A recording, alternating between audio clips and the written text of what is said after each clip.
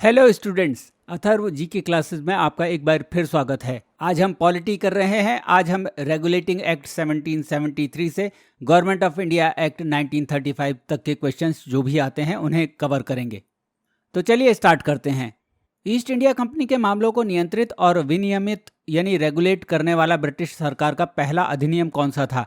ए. Regulating act 1773, B. Pitt's Indian act 1784, C. Bharat सरकार का अधिनियम 1935 और डी. ऊपर के सभी। तो उत्तर है ए. Regulating act 1773। जैसा कि एक्ट के नाम से ही क्लियर है, ये ईस्ट इंडिया कंपनी की एक्टिविटीज़ को रेगुलेट करने के लिए लागू किया गया था। इसका थोड़ा सा बैकग्राउंड मैं आपको दे देता हूं तो आपको बहुत क्लियर हो जाएगा। एक्चुअली 1764 में बैटल ऑफ बक्सर हुई। बैटल ऑफ बक्सर में एक तरफ मीर कासिम सुजाउद्दौला जो अवध के नवाब थे और मुगल सम्राट शाह आलम द्वितीय थे, और दूसरी तरफ थे ईस्ट इंडिया कंपनी की तरफ से मेजर मनरो।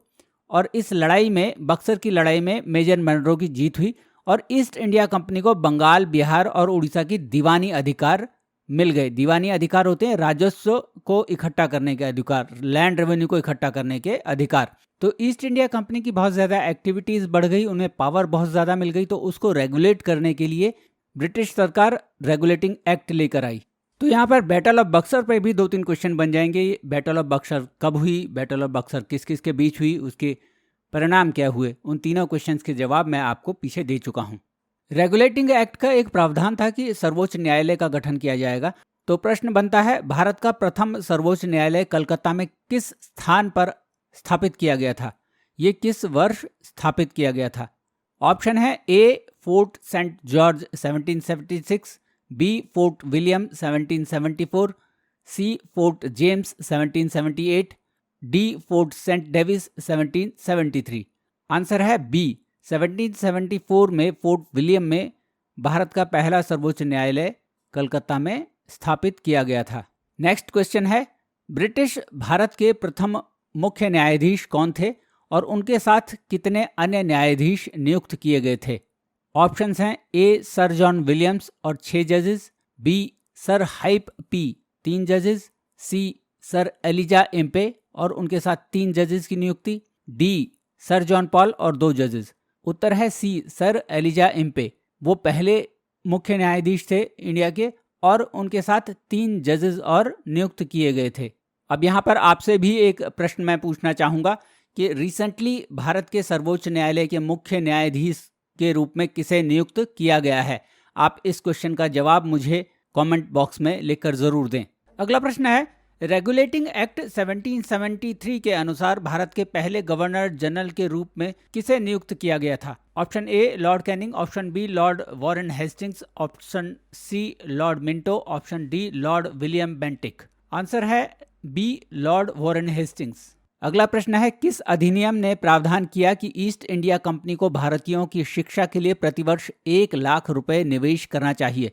ऑप्शन है ए. चार्टर अधिनियम 1813, बी. चार्टर अधिनियम 1833, सी. चार्टर अधिनियम 1853 और डी. भारतीय परिषद अधिनियम 1861। तो उत्तर है चार्टर अधिनियम 1813। इसमें एक प्रावधान किया गया था कि ईस्ट इंडिया कंपनी को भारतीयों की शिक्षा के लिए 1 लाख रुपए प्रतिवर्ष खर्च करना पड़ेगा। अगला प्रश्न है, बंगाल के गवर्नर जनरल को किस अधिनियम द्वारा भारत का गवर्नर जनरल बना दिया गया था? ऑप्शन है ए. चार्टर अधिनियम 1833, बी. चार्टर अधिनियम 1853, सी. चार्टर अधिनियम 1813 और डी. Regulating act 1773। उत्तर है ए. चार्टर अधिनियम 1833। इसके तहत बंगाल का जो गवर्नर जनरल था वो पूरे भारत का गवर्नर जनरल होगा। और इस एक्ट ने मद्रास और बॉम्बे के गवर्नर्स की लेजिस्लेटिव पावर्स को टर्मिनेट कर दिया। अगला प्रश्न है, बंगाल के किस गवर्नर जनरल को भारत का गवर्नर जनरल बनाया गया था? ऑप्शन है A. Lord William Bentinck, B. Lord Macaulay, C. Lord Warren Hastings, D. Lord Canning. उत्तर है A. Lord William Bentinck. Lord Macaulay आपको पता है पहली लॉ कमीशन के चेयरमैन थे, लॉर्ड वॉरेन हेस्टिंग्स पहले गवर्नर जनरल और लॉर्ड कैनिंग पहले वाइसराय इंडिया के थे। अगला प्रश्न है, ईस्ट इंडिया कंपनी को बंगाल, बिहार, उड़ीसा की दीवानी अधिकार कब मिला? Option A 1764, option B 1765, option C 1787, option D 1857। Answer है बी 1765। मैंने पीछे बताया था कि बैटल ऑफ बक्सर जो कि 1764 में हुई थी, उसके बाद ईस्ट इंडिया कंपनी को बंगाल, बिहार, उड़ीसा के दीवानी राइट्स मिल गए थे। तो बैटल ऑफ बक्सर के बाद 1765 में एक इलाहाबाद ट्रीटी हुई, जिसके तहत ईस्ट इंडिया कंपनी को बंगाल, बिहार, उड़ीसा के दीवानी राइट्स दिए गए। अगला प्रश्न है, किस अधिनियम ने सिविल सेवा में भारतीयों के लिए प्रतिस्पर्धा का रास्ता खोल दिया? Option A charter act 1853, option B charter act 1858, option C charter act 1833 और option D Government of India Act 1909। उत्तर है ऑप्शन ए चार्टर एक्ट 1853। नीचे ऑप्शन में 1833 का चार्टर अधिनियम भी है। 1833 के चार्टर में ये कहा गया था कि East India Company civil servant खुद ही अपॉइंट नहीं करेगी, इसके लिए एक ओपन कंपटीशन होगा। तो 1833 में ओपन कंपटीशन की बात कही गई और 1853 में इंडियंस को भी अलाउड कर दिया कि वो भी सिविल सर्विसेज में हिस्सा ले सकते हैं। अगला प्रश्न है, किस चार्टर अधिनियम ने भारत में दास प्रथा यानी स्लेवरी सिस्टम को समाप्त कर दिया? ऑप्शन है A charter act 1833, B charter act 1813, C charter act 1853, D charter act 1858। उत्तर है ए चार्टर एक्ट 1833। इस चार्टर से भारत में स्लेवरी को खत्म करने की बात कही गई और फाइनली 1843 से भारत में स्लेवरी अबॉलिश कर दी गई। अगला प्रश्न, विधि आयोग के प्रथम अध्यक्ष कौन थे? ऑप्शन ए है Lord Macaulay, option B Lord Canning, option C Lord Dalhousie, option D Lord Minto. Answer है ऑप्शन ए लॉर्ड मैकाले। और आपको ये भी बता दूं कि चार्टर एक्ट 1833 के तहत ही पहला लॉ कमीशन या विधि आयोग बनाना तय हुआ था। अगला प्रश्न है, भारत के किस चार्टर अधिनियम ने गवर्नर जनरल के पदनाम को वॉयसराय के रूप में बदल दिया था? ऑप्शन ए 1813 का चार्टर अधिनियम, ऑप्शन बी 1833 का चार्टर अधिनियम, ऑप्शन सी 1853 का चार्टर अधिनियम और ऑप्शन डी 1858 का भारत सरकार अधिनियम, गवर्नमेंट ऑफ इंडिया एक्ट 1858। तो उत्तर है 1858 का भारत सरकार अधिनियम। 1857 रिवोल्ट के बाद ईस्ट इंडिया कंपनी का राज खत्म हो गया और पूरी पावर्स ब्रिटिश क्राउन ने ले ली। उसी के तहत गवर्नर जनरल को वॉयसराय बनाया गया। वॉयसराय एक रिप्रेजेंटेटिव होता था ब्रिटिश क्राउन का इंडिया में। हालांकि गवर्नर जनरल की पोस्ट अबॉलिश नहीं की गई, ये अबॉलिश भारत के स्वतंत्र होने के बाद ही की गई थी। अगला प्रश्न है, भारत का प्रथम वायसराय कौन था? Option A Lord Canning, option B Lord Minto, option C Lord Mountbatten, option D Lord Chelmsford. उत्तर है ऑप्शन ए लॉर्ड कैनिंग। अगला प्रश्न है, किस इंडियन काउंसिल एक्ट द्वारा भारतीयों को वॉयसराय की विधान परिषद में स्थान दिया गया? Option A Indian Council Act 1861, option B Indian Council Act 1858, option C Charter अधिनियम 1833, ऑप्शन डी चार्टर अधिनियम 1813। उत्तर है option A Indian Council Act 1861 से। ये पहला मौका था जब वॉयसराय की लेजिस्लेटिव काउंसिल में इंडियंस को इंक्लूड किया गया और इसके बाद 3 इंडियंस को वॉयसराय की लेजिस्लेटिव काउंसिल में लिया गया। तो अगला प्रश्न इसी से संबंधित है। लॉर्ड कैनिंग द्वारा अपनी विधायी परिषद में सबसे पहले किस भारतीय को मनोनीत किया गया था? ऑप्शन ए पटियाला के महाराजा, ऑप्शन बी बनारस के राजा, option C sir Dinkar Rao और ऑप्शन डी उपरोक्त सभी। उत्तर है ऑप्शन डी इन सभी को। पटियाला के महाराजा, बनारस के राजा और सर दिनकर राव तीनों को लॉर्ड कैनिंग ने अपनी विधायी परिषद में मनोनीत किया था। अगला प्रश्न है, भारत के किस अधिनियम को मार्ले मिंटो अधिनियम के नाम से भी जाना जाता है और इसके द्वारा पृथक निर्वाचक मंडल यानी कि सेपरेट इलेक्टोरेट की शुरुआत हुई थी? Option A Government of India Act 1909, option B Government of India Act 1919, option C Government of India Act 1935 और option D Government of India Act 1858। तो आंसर है option A Government of India Act 1909। पहले तो मैं ये बता दूं कि इसको मार्ले मिंटो अधिनियम क्यों कहा जाता था। उस time Morley Secretary of State और मिंटो वॉयसराय थे और इन दोनों के नाम पर ही इस एक्ट को मार्ले मिंटो अधिनियम का नाम दिया गया। अब इसमें separate electorate for Muslims introduce किया गया। ये सेपरेट इलेक्टोरेट क्या होता है? सेपरेट इलेक्टोरेट सिंपल भाषा में ये है कि मुस्लिमों के रिप्रेजेंटेटिव का चुनाव मुस्लिम ही करेंगे। तो एक्चुअली ये तरीका था भारत की यूनिटी को तोड़ने का और इंडिया में कम्युनलिज्म फैलाने का। तो इसी से संबंधित एक और प्रश्न बनता है, कि भारत में कम्युनल इलेक्टोरेट के जनक के रूप में किसे जाना जाता है? Option A Lord Canning, option B Lord Minto, option C Lord Mountbatten, option D Lord Chelmsford. तो उत्तर है ऑप्शन बी लॉर्ड मिंटो, क्योंकि लॉर्ड मिंटो के दौरान गवर्नमेंट ऑफ इंडिया एक्ट 1909 लागू हुआ था और जिसमें सेपरेट इलेक्टोरेट की बात कही गई थी और वो एक तरह से कम्युनलिज्म फैलाने का एक्ट था, इसीलिए उनको कम्युनल इलेक्टोरेट का जनक कहा जाता है।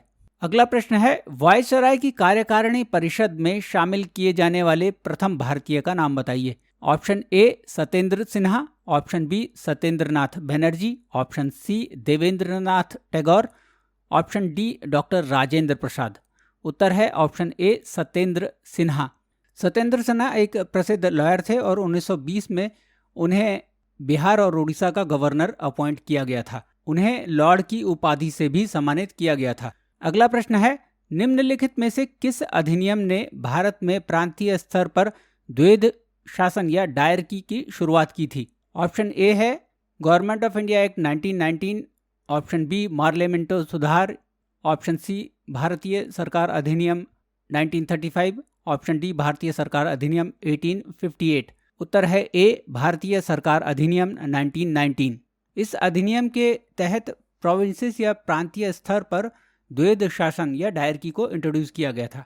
डायरकी शब्द ग्रीक से निकला है जिसका अर्थ होता है दोहरी सरकार। इसमें गवर्नेंस के विषयों को केंद्रीय विषय और प्रांतीय विषयों में विभाजित कर दिया जाता था और प्रांतीय विषयों यानी प्रोविंशियल सब्जेक्ट्स को फिर दोबारा से रिजर्व्ड और ट्रांसफर्ड सब्जेक्ट में विभाजित कर दिया जाता था। और रिजर्व सब्जेक्ट कौन कौन से होते थे? जैसे फाइनेंस है, पुलिस है, जस्टिस है, ये सीधे गवर्नर जो है अपनी कार्यकारी परिषद जो होती थी, जो उसी के द्वारा चुनी जाती थी, उस पर नियंत्रण रखता था।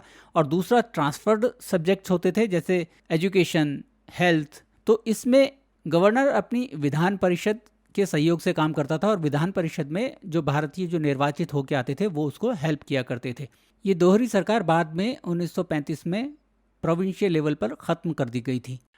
अगला प्रश्न है, भारत सरकार के किस अधिनियम द्वारा लंदन में भारत के उच्चायुक्त का एक नया कार्यालय बनाया गया? ऑप्शन ए भारतीय सरकार अधिनियम 1935, ऑप्शन बी भारतीय सरकार अधिनियम 1909, ऑप्शन सी भारतीय सरकार अधिनियम 1919 और ऑप्शन डी भारतीय परिषद अधिनियम 1861। उत्तर है सी भारत सरकार अधिनियम 1919। भारत के उच्चायुक्त को सेक्रेटरी ऑफ स्टेट जो कि इंडिया में काम करते थे उनके बहुत सारे काम ट्रांसफर कर दिए गए। अगला प्रश्न है, किस अधिनियम के द्वारा सिखों, ईसाइयों, यूरोपियनों और एंग्लो इंडियनों के लिए पृथक निर्वाचक मंडल या सेपरेट इलेक्टोरेट का विस्तार किया गया? ऑप्शन है ए भारतीय सरकार अधिनियम 1935, बी भारतीय सरकार अधिनियम 1909, सी भारतीय सरकार अधिनियम 1919 और डी भारतीय परिषद अधिनियम 1861। तो उत्तर है सी भारतीय सरकार अधिनियम 1919। इस एक्ट के तहत, जैसे पहले 1909 के एक्ट के तहत केवल मुस्लिम्स को सेपरेट इलेक्टोरेट दिया गया था, तो ये अब और भी वर्गों के लिए लागू कर दिया गया। अगला प्रश्न है, भारत में संपत्ति, शिक्षा और कर के आधार पर सीमित मताधिकार किस अधिनियम में लाया गया? ऑप्शन है भारतीय परिषद अधिनियम 1861, बी भारतीय सरकार अधिनियम 1919, सी भारतीय सरकार अधिनियम 1935 और डी भारतीय सरकार अधिनियम 1909। उत्तर है भारतीय सरकार अधिनियम 1919। ये पहला मौका था जबकि डायरेक्ट इलेक्शन इंट्रोड्यूस किए गए और मताधिकार तो दिया गया, लेकिन वो उसमें कंडीशंस इतनी टफ थी कि उस टाइम की 24 करोड़ की जनसंख्या में से मात्र 17,000 को ही वो मताधिकार मिला।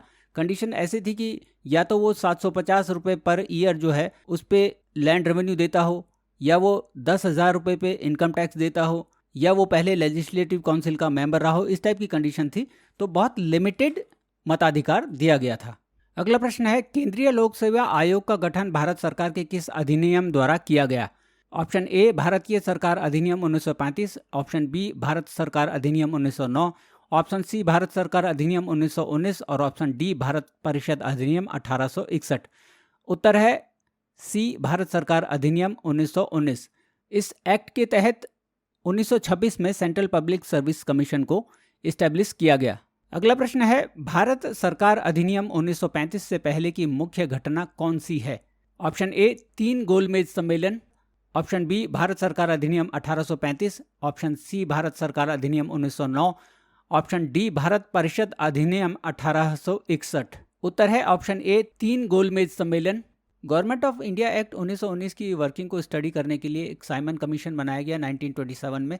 1930 में इस साइमन कमीशन ने अपनी रिपोर्ट दी और उसके बाद 3 राउंड टेबल कॉन्फ्रेंसेस हुए जिसमें कि उस रिपोर्ट को डिस्कस किया गया और फिर government of India Act 1935 existence में आया। अगला प्रश्न है, किस अधिनियम ने केंद्र स्तर पर द्वैध शासन या डायरकी को लागू किया?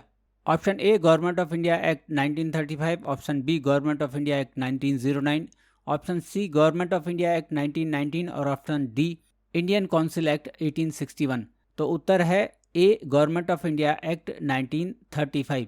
जैसे 1919 में डायरकी को इंट्रोड्यूस किया गया था प्रोविंशियल लेवल पर, अब सेंट्रल लेवल पर सेम चीज़ की गई और यहाँ पर रिजर्व सब्जेक्ट जो थे जैसे कि एक्सटर्नल अफेयर्स, डिफेंस, ये इन पर अधिकार होता था गवर्नर जनरल का, जो अपने काउंसिलर जो उनके द्वारा अपॉइंटेड होते थे वही डिसीजन लेते थे और दूसरे ट्रांसफर्ड सब्जेक्ट होते थे जिस पर कि गवर्नर जनरल काम करता था काउंसिल ऑफ मिनिस्टर्स की एडवाइस पर।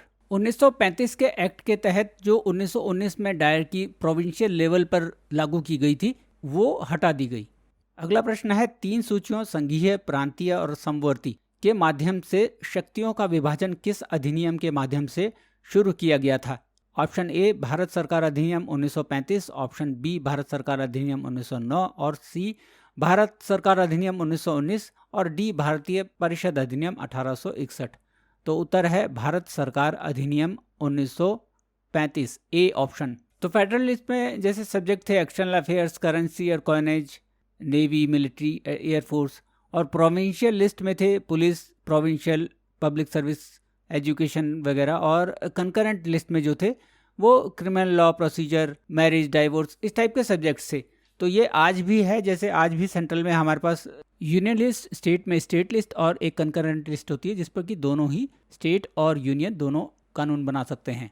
इसी तरह से उस टाइम भी इंट्रोड्यूस किया गया। अगला प्रश्न है, भारत में प्रोविंशियल ऑटोनॉमी या प्रांतीय स्वायत्तता किस अधिनियम के द्वारा लागू की गई? ऑप्शन ए भारत सरकार अधिनियम 1935, ऑप्शन बी भारत सरकार अधिनियम 1909, ऑप्शन सी भारत सरकार अधिनियम 1919 और ऑप्शन डी भारतीय परिषद अधिनियम 1861। उत्तर है ए भारत सरकार अधिनियम 1935। और मैं बता दूं कि ये क्वेश्चन बहुत इंपॉर्टेंट है, बहुत सारे एग्जाम्स में आता है। प्रोविंशियल ऑटोनॉमी का अर्थ होता है कि प्रांतों को शक्ति सीधे ब्रिटिश क्राउन से प्राप्त होती थी, मतलब उनमें सेक्रेटरी ऑफ स्टेट का मिनिमम इंटरफेरेंस रह जाता था। आरक्षित और हस्तांतरित जो सूची थी, जो रिजर्व्ड और ट्रांसफर्ड सब्जेक्ट को की व्यवस्था को खत्म कर दिया गया और प्रोविंसेस को ज्यादा ऑटोनॉमी दे दी गई और अब वो अपने डिसीजंस खुद ले सकते थे। अगला प्रश्न है, प्रांतों और देशी रियासतों को एक इकाई के रूप में मिलाकर भारतीय संघ की स्थापना का प्रावधान किस अधिनियम द्वारा किया गया? ऑप्शन है भारत सरकार अधिनियम 1919, बी भारत सरकार अधिनियम 1935, सी भारत सरकार अधिनियम 1909 और डी भारत परिषद अधिनियम 1861। उत्तर है भारत सरकार अधिनियम 1935। इस अधिनियम के तहत ये कहा गया कि इंडिया एक फेडरेशन बनेगी जिसमें कि प्रिंसली स्टेट्स भी शामिल होंगी, लेकिन ये उनके लिए ऑप्शनल था कि वो फेडरेशन को ज्वाइन करते हैं कि नहीं करते, और प्रिंसली स्टेट ने क्योंकि अपना कंसेंट नहीं दिया इसलिए ये प्रावधान केवल प्रावधान ही बना रहा, ये कभी लागू नहीं हो पाया। अगला प्रश्न है, भारत सरकार के किस अधिनियम ने बर्मा को भारत से अलग किया और उड़ीसा और सिंध नामक 2 नए प्रांत बना दिए? ऑप्शन ए भारत सरकार अधिनियम 1919, ऑप्शन बी भारत सरकार अधिनियम 1935, ऑप्शन सी भारत सरकार अधिनियम 1909 और ऑप्शन डी भारत परिषद अधिनियम 1861। उत्तर है बी भारत सरकार अधिनियम 1935। इस प्रावधान के बाद 1937 में बर्मा को भारत से अलग कर दिया गया और बर्मा अपनी इंडिपेंडेंस के लिए फाइट करता रहा और 4 जनवरी 1948 को बर्मा को अल्टीमेटली स्वतंत्रता मिली। इसी तरह से बिहार प्रेसिडेंसी से उड़ीसा को बनाया गया और बॉम्बे प्रेसिडेंसी से सिंध को सेपरेट कर दिया गया। अगला प्रश्न है, भारत सरकार के किस अधिनियम ने महिलाओं, मजदूर वर्ग और दलित वर्ग के लिए पृथक निर्वाचक मंडल यानी कि सेपरेट इलेक्टोरेट का विस्तार किया? ऑप्शन ए भारत सरकार अधिनियम 1919, ऑप्शन बी भारत सरकार अधिनियम 1935, ऑप्शन सी भारत सरकार अधिनियम 1909 और ऑप्शन डी भारत परिषद अधिनियम 1861।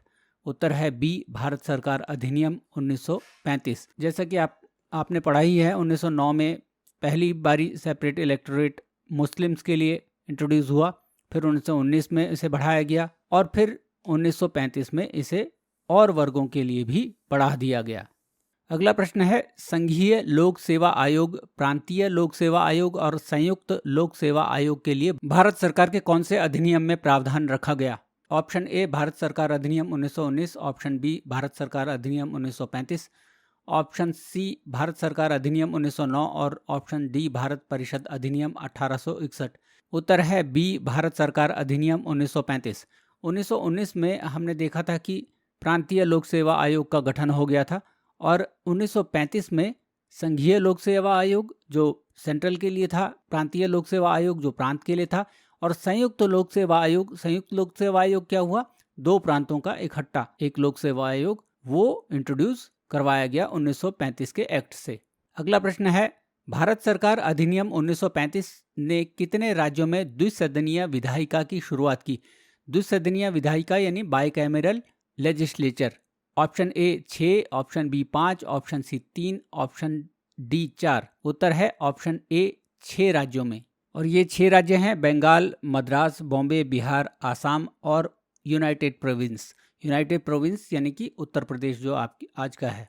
और यहाँ आपसे एक प्रश्न मैं भी पूछना चाहूँगा कि आज के भारत में कितनी विधानसभाओं में द्विसदनीय विधायिका हैं? आप मुझे उनके नाम कमेंट बॉक्स में लिखकर ज़रूर बताएं। अगला प्रश्न है, भारत सरकार अधिनियम 1935 के अनुसार संघीय न्यायालय की स्थापना कहाँ की गई थी?